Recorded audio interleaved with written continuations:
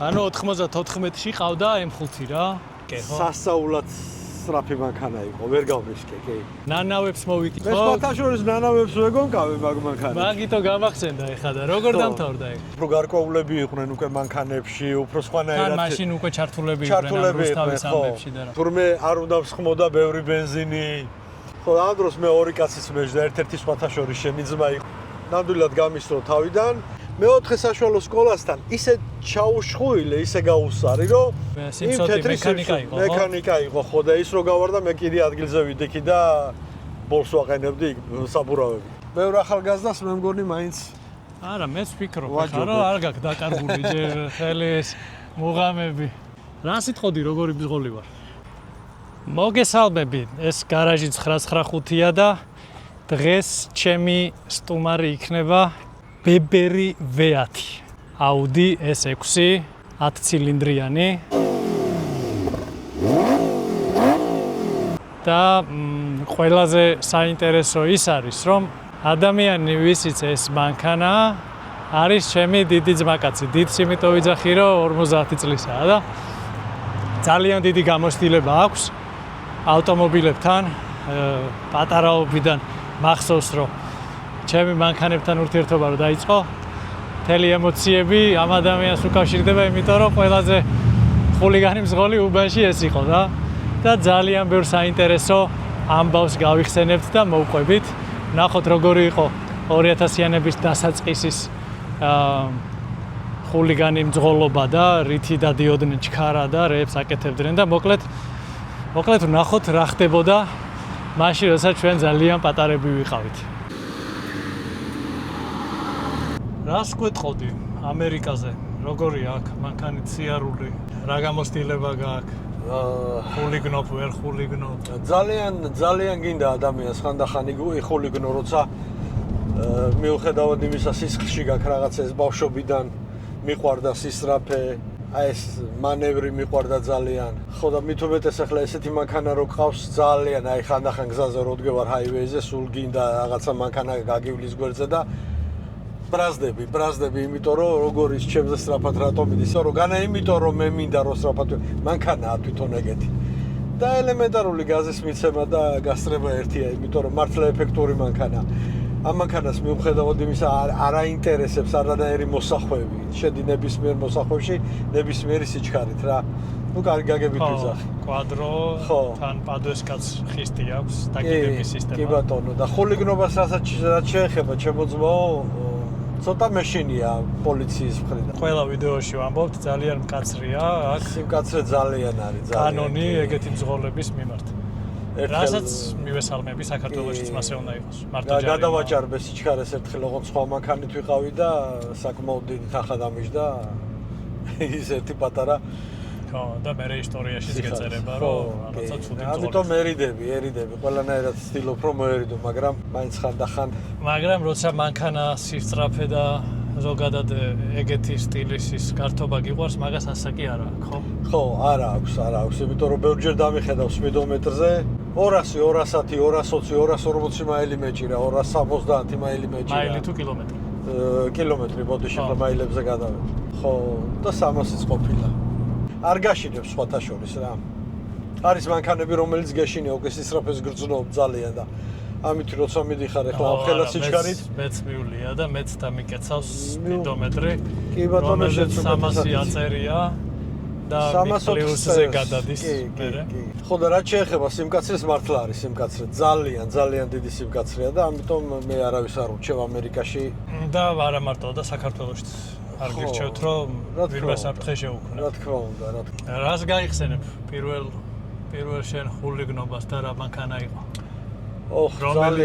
ძალიან ის არის დიდი დროა გასული, ალბათ ვიქნებოდი ეს 17 წლის მართვის მოწმობა არ მქონდა, კარგად მახსოვს.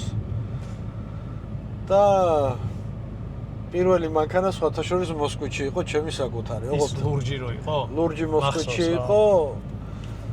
და მაგის ძრავი გამიკეთე ჩემო უფროსმა მეგობარმა. მახო თარგამაძე? თარგამაძე. მოკითხვა მახოს.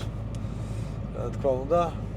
და მახო ხო პროფესორია და პროფესიონალია მანქანასთან მიმართებაში და რაღაც ზღაპარი ძრავი გააკეთა. მაშინ საბჭოთა კავშირის დრო იყო და მაშინ ჟიგულები დადიოდა და 24-ები და ეგეთი მანქანები, ხო? და მოსკოვში იყო, რომელიც არ ინდომა არც ერთ ჟიგულს. 33 წლის წინ? მოიცა, ეგ მოსკოვში მაგდენი ხანი ყავდა, მეც მახსოვს ეგ მანქანა და დიდი ხანი ყავდა? დიდი ხანი მყავდა რა, სადღაცა 17 წლის ვიყავი რომ ვიყიდე, ხო, და 1-3 წელი ალბათ მყავდა. სხვა მანქანებიც მყავდა მაგ დროს, მაგრამ ეგ მანქანაც რატომღაც რაღაც თოჯინაც გეკიდა მახსოვს. სარკეტი. ხო, ანუ კაი ხანი ყავდა, მე უკვე დიდი ვიყავი რომ ყავდა. დიდი არ იყავი, უბრალოდ მახსოვრობა გაქვს კარგი. ხო, ეგეც შეიძლება, არ მახსოვს. არა მახსოვს, ხმაც მახსოვს მაგ მანქანა. მაიმუნობდი, ხულიგნობდი მაგ მანქანითაც, მაგრამ ეგ მანქანა არაფერი არ არის, ახლა იყო მაშინ ჟიგულობდა რა. ხო, მაშინ ახლა ჩქარი არაფერი დადიოდა რომ კი, მაგრამ ყოველ შემთხვევაში მე გეტყვი, აი ნამდვილად არ შემწხვება რომ 180-ით ყოველთვის აი ხშირად მივლია. მაგ მანქანით? კი, კი ბატონო, კი, 160 თუ რაღაცა 170 თუ 160 ეწერას მაჩვენებელი, მაგრამ მაჩვენებელი ის არის წრესაკეთები. ესე იგი მახოს ხელების დამსახურება არის, რომ ხო, უძლიერესია, უძლიერესი. გასპორტულებული მოსკოვში ყავდა, ხო? კი, ნუ ახლა გასპორტულებულს ვერ დავარქვე, მაგრამ ნუ ჩარევა იყო რა, ხელების ფათური. როგორ დადიოდა ეგ არ მახსოვს, მაგრამ მე მახსოვს როგორ დადიოდა მარშრუტკა რო ყავდა. Volkswagen-ის მაშინ ფირმა მანქანა ეხა არის. ფოთაშორის ეგეც ეგ წლები იყო. ხო, ძალიან ადრე იყო. ეგ წლები იყო, ხო. მექანიკა იყო და აუ, მე რო ჩამისვავდა ხოლმე წამოგავიდეთო და რომ მიაჭერდა ხოლმე სიცილი მითხდებოდა.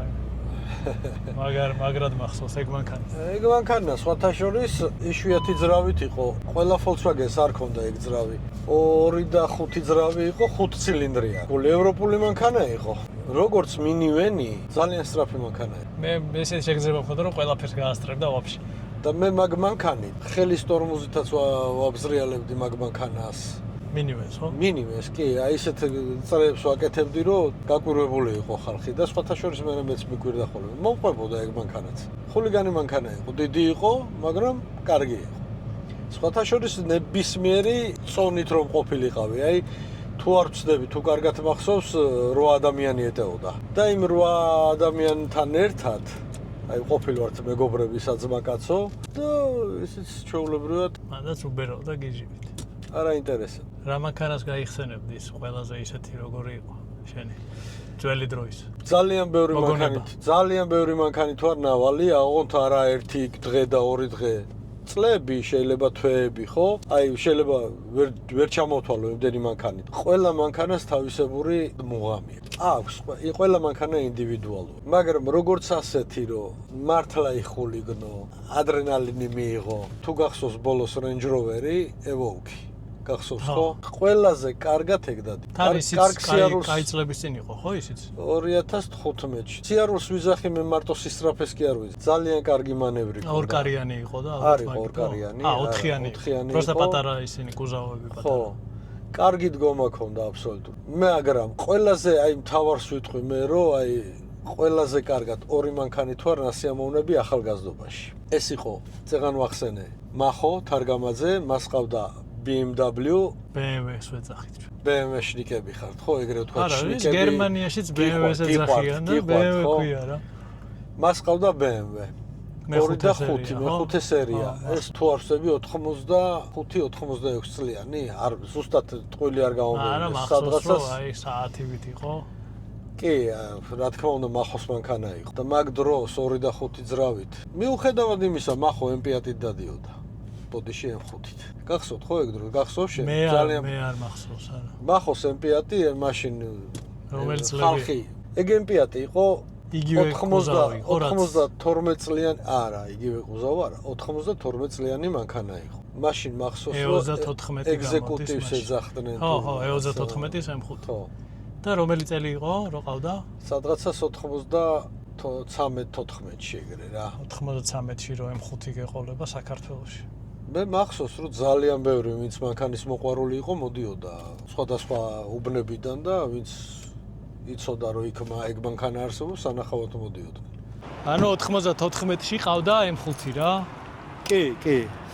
მე გეტყვი ახლა პირადად ეგ მახოს მანქანა არ იყო, მისი მეგობრის მანქანა იყო, მაგრამ მახო დადიოდა და მეც ბევრჯერ ვარ სხვათა შორის ნავალი მაგმანქანით. პატარა ბიჭი ვიყავი, მაგრამ იმხელა ნდობა მქონდა რომ აძლევდნენ. კი, და ვკატაობდი რა ეხლა, მაგრამ ხულიგნობა არ გამიკეთებია, არ ძალიან ჩქარა არ მევლია, იმიტომ რომ გარისკე, ხო? სასწაულად სწრაფი მანქანა იყო, ვერ გავრისკე, კი. BMW მყავდა 725.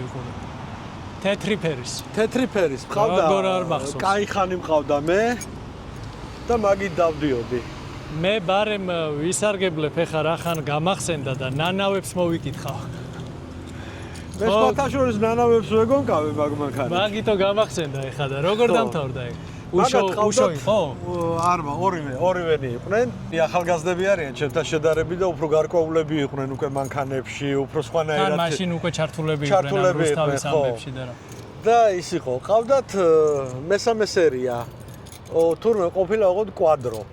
ხულიგანკა, ხო? ხულიგანკას რო ეძახდნენ კი ბატონო. შავი ფერის. ხო და ნახალოვკაში მალაკნების ხიდს რო ეძახიან, ოდნავ გამოსდები და შუქნიშანია მანდიდან გადასასვეხიდან და თქვით ვინ გაუსწრებდა. მე ახლა როგორც უფროსი ადამიანი, არც მიფიქრია რომ მანქანაში მარტო ყოფილიყავი. ჩასვით ელიუბანი რა. გითხრა ხო, წარმოიდგინე, თურმე არ უნდა მსხმოდა ბევრი бенზინი. ხო, ამ დროს მე ორი კაცის მეჯდა, ერთ-ერთი სხვათა შორის შენი ძმა იყო, შენი უფროსი ძმა გიორგი, მეორე ჩემი მამიდაშვილი იყო და დავდექ ის მარტო იყო. რომ დავდექით გამისწრო. ნამდვილად გამისწრო თავიდან, მაგრამ მეოთხე საშუალო სკოლასთან ისე ჩაუშხუილე, ისე გაუსარი, რომ არ ვიცი, მე მგონია ვიფიქრე აღარ მომყვება მეთქი. თავიდან კარგად გამისწრო. თეთრი სიმსოთი მექანიკა იყო, ხო? მექანიკა იყო, ხო და ის რო გავარდა, მე კიდე ადგილზე ვიდექი და ბოლს ვაყენებდი საბურავები. მაშინ ვინ იცოდა ეხლა ლანჩი და კარგი დაძვრა და რაღაცები. არა, ბევრი ეხლა მე თავს არ ვიქებ და იმიტომ კი არ ვიზახებ. ბევრმა ბოდიში არ ვიცი როგორ თქვა, მაგრამ მანქანის დაბუქსავება არ იცოდა. ხო, რა იცი ჟიგულების პერიოდი იყო რა. ხო და მე კიდე სულ ეგ მქონდა რომ დავაბუქსაო მანქანას ვათამაშო მანქანა მოვაცურო და სხვათა შორის ჟიგულებს უკეთებდი ეგეთ რამეს ძალიან ხშირად. ჟიგულისთვისაც ეგ პრობლემა არის. არანაირი პრობლემა არის. ანუ მთავარი დასკვნამდე მივდივართ რომ მთავარი მძღოლია და არა მანქანა. ხო და ამ ყველაფერს იმიტომ ვამბობ რომ ეს მე რაც მივიღე ეს უბანში მყავდა ეგეთი ხალხი. გამოცდილება. აი ეგეთი გამოცდილი ხალხი მყავდა ჩემზე ბევრად უფროსები, ზოგი დღეს გარდაცვლილია, რომ უყურებდი რა საკეთებდნენ რაღაცნაირად გინდებოდა რა და მეც მომყვებოდა ეს ყველაფერი მიხვდი და გაამართლა ფაქტიურად.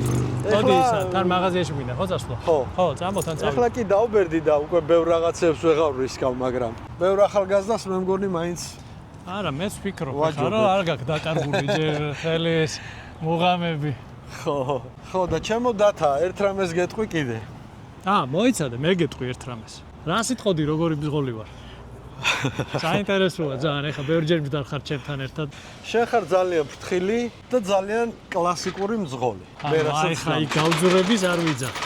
არ კლასიკურობა გაძრომა და ის არ არის. აი კლასიკურობა არის რომ მანქანაში ვინმე რომ ჩაგიждდება, უცხო ვინ შენთან ერთად არის და თამამად იждდება და შესმაგივრად ფეხებს ტორმუზზე და გაზზე არ იხმარს, ეს უკვე ძალიან დიდი რამეა და აი ეგეთი მძღოლი. შეშინებული რო არ ხარ. კი, რა თქმა უნდა. ნახე როგორი დახასიათება. მანდიდან გამოდიან ჩემო ძმაო, აქეთ შევიდეთ. აქედან. ეხლა ჩვენ მაღაზიაში შევივლით, ბარემ რაღაც გვინდა და ბარემ მოვილებთ და თან აქედან გესაუბრებით. ასე რომ ხარ ძალიან კარგი მძღოლი. ძალიან კარგი მძღოლი ხარ. იმაზე რა სიტყვი? რა სიტყოდი? აი შენი პერიოდის ბავშვი რო იყავი, სანამ ტარებას დაიწყებდი, ყველაზე მაგარი მძღოლი ვინ იყო მაშინ? უბანში ძალიან ბევრი იყვნენ და ძალიან მაგარი მძღოლები იყვნენ. ყველა მაგრა დადიოდა. და ვინ არის ეგეთი? ერთ-ერთი გმახუარი თარგამაძე. იყო ესეთი კაცი გუჯა მამადაშვილი. გარდაიცვალა აცხონოს უფალმა. აი ის ნამდვილად საშინლად გიჟი იყო საჭესთან. ისეთ რაღაცებს რისკავდა და ისეთ დრამებს აკეთებდა, რომ არა ვიცი რა. მაგრამ იცით რა არის ერთ რამეს ვიტყვი რომ მძღოლებში არის განსხვავება. არის განსხვავება კარგად ლამაზად, კლასიკურად დადის, არის განსხვავება იმაში, რომ ზოგმა შეიძლება ესეთი რამე გააკეთოს, რომ აუ ეს რა გააკეთა, ეგ როგორ მოატრიალა, აქ როგორ მოაცურა მანქანა და ხელის ტორმოზით, ეხლა ჟიგულებზე, ეხლა მაშინ ხელის ტორმოზით ხმარობდი, რომ შემოგეტრიალებდი. აი პატარა, თვითონ მანქანა ძლივს ეტეოდა, ისეთ ადგილებში ატარებდნენ და ატრიალებდნენ. იყვნენ ეგეთები იყვნენ რა, ძალიან ძლიერი მძღოლები იყვნენ. ესე კონკრეტულად ეხლა რომელი ეხლა მახოზე ვიტყვი რა, ეხლა არ ვიცი ვინც ამ ვიდეოს ნახავს ეხლა ეწყინება თუ არ ეწყინება, მაგრამ მახოს ეუნებოდნენ ვიგონკაოთო. მართლა გეუბნები, მახოს ყავდა 0.3.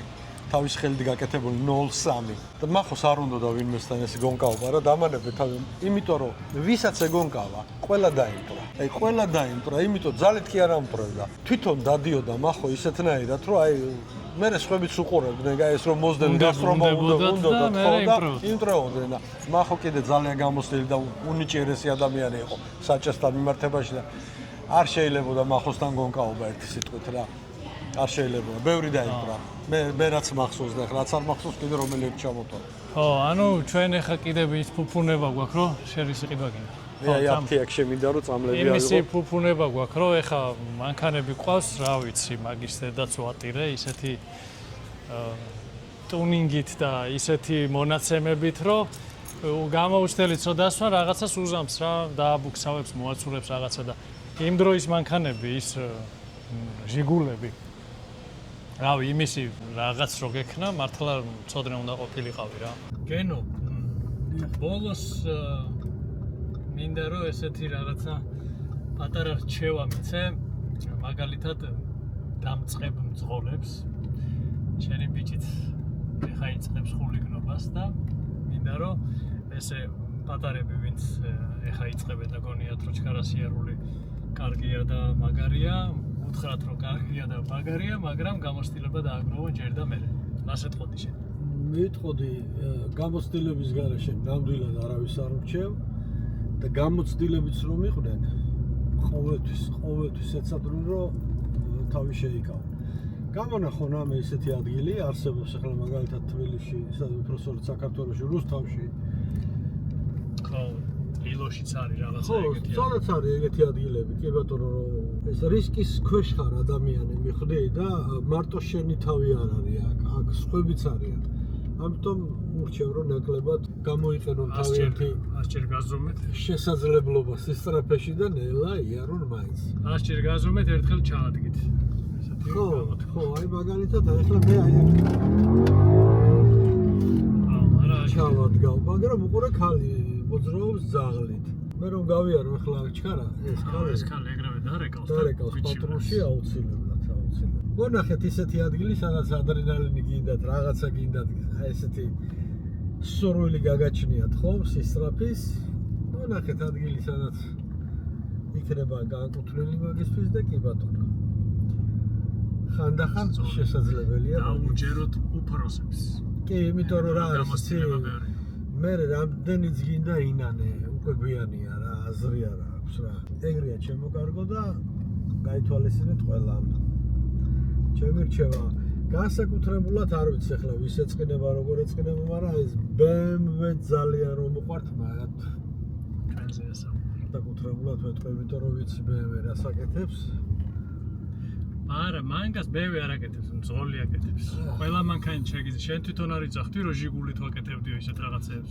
კი, მაგრამ ყველა მანქანით შეგიძლია გავერშიადარებ, სიტყვაზე ვიძახი. არა, ნუ მაშინ ჟიგული იყო და იმეთი აკეთებდი დღეს BMW, მაგრამ მაინც მძღოლზეა რა დამოკიდებული რა. BMW-ც ურავს, არ არის მძღოლიც ურავს. ხო და მაინც თუ ვინმე სისწრაფე უყვარს იყიდოს ესეთი Audi, რომელიც არის კვადრო, სწრაფი, საკმაოდ სწრაფი, რომ შეიძლება ბევრი მანქანა ვერაფერი ვერ უქნას აქ. რეკლამა არ გეგონოთ, არ იყიდება ეს მანქანა. ხო, არ იყიდება, ბებერია და არ იყიდება. მაგრამ საკმაოდ სწრაფი მანქანაა და მანევრირებული. ნებისმიერ შესახვევში შედიხარ ძალიან სწრაფად. ისე შედიხარ, რომ მე-11 ვერ შეხვდ. დაგეთანხმები. ერთი სიტყვით Audi-ც ძალიან მაგარი მანქანაა და ვისაც ყავთ Audi-ს, უყველას გეუბნებით, რომ მაგარი მანქანები ყავთ. Audi-ც მაგარი მანქანა. ისინი რამეს დავამატებდი რა. ჩვენი მეგობარია ლევან ჩობახაშვილი, ძალიან ძლიერი პიროვნება მანქანებთან დაკავშირებით ვიზახი. ყავს BMW-ები, უყვარს ძალიან BMW და ხსმენია გვინახავს. ხო, უნდა მივადგე Audi-თ. რა მქონია, მაგის BMW-ები უნდა გადავფარო ჩემი Audi. ხო, სხვათა შორის იმ დღეს წამოჩნდა, რომ Mercedes-ებსაც მივიღებო, არ მაქვს პრობლემა. ხო, და უნდა სადაც Mercedes-ი, იქაც Audi რა, ერთი BMW Audi იმასაკ. გერმანელებს მიხედავს რა მოკლედ რა. მიიღოს, ხო. იმიტომ რომ ლევანი იმიტომ არჩიე, რომ ლევანი მაინც ლევანია და იცის საქმე. შენ კი გამოიწერე ჩვენი არხი თუ მოგეწონა და წინ უფრო მეტი საინტერესო ისტორიები გეუბნება დროებით. კარგავზანდებოდით. სიახლე გვაქვს არხზე და მინდა გაჩვენოთ ჩემი მეგობარი კომპანია IC, რომელიც დღეიდან უკვე ყველა მანქანაში იქნება, რომელსაც გადავიღებთ. მოდი. ყველაზე ქართული სუვენირი ავტომობილში, რომელიც უნდა გქონდეს. ამოვანათებ გვერდს და შეგიძლიათ შეუკვეთოთ, ონლაინაც არის, Amazon-ზეც არის და სადაც გინდა ყველგან არის.